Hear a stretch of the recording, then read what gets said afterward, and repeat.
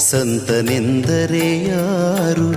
ದಿವ್ಯತೆಯ ಅರಿತವನು, ಸರಳತೆಯ ಸೂತ್ರದಲ್ಲಿ ಸುಖವ ಕಂಡವನು.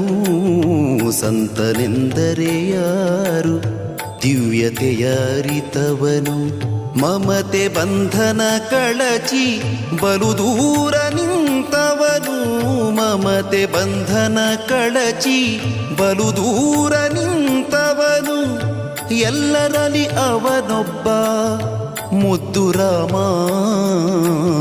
ಎಲ್ಲರಲ್ಲಿ ಅವನೊಬ್ಬ ಮುದ್ದು ರಾಮ.